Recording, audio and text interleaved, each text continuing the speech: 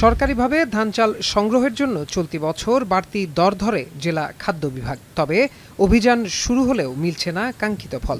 অভিযান শুরুর ৩ মাসেও লক্ষ্যমাত্রার অর্ধেকও অর্জন করতে পারেনি সরকার। জেলার ৯টি উপজেলা থেকে ১৪,৭৬০ টন ধান সংগ্রহের কথা থাকলেও ৩ মাসে সংগ্রহ হয় মাত্র ৪,৭৭৬ টন ধান। কৃষকের দাবি, সরকার নির্ধারিত মূল্যের চেয়ে ধানের দাম বেশি, তাই বাজারে ধান বিক্রির দিকে ঝুঁকছেন চাষিরা।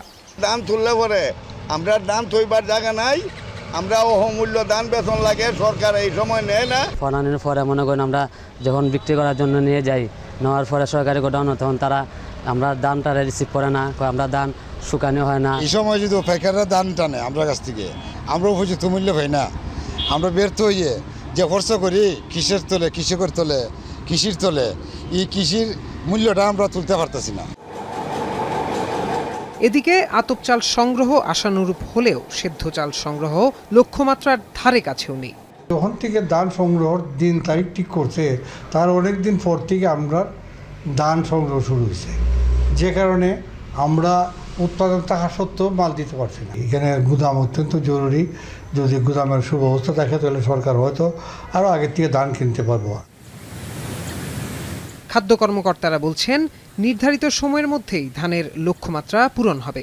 আর কোনো কৃষক চাল না দিলে চুক্তি বাতিল সহ আইনানুযায়ী ব্যবস্থা নেওয়ার হুঁশিয়ারিও দেন তিনি।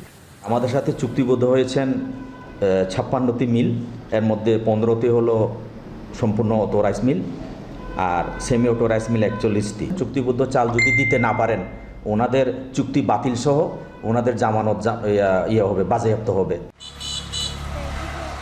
গত ৩ এপ্রিল থেকে হবিগঞ্জে সরকারিভাবে বোরো ধান চাল সংগ্রহ শুরু করে সরকার।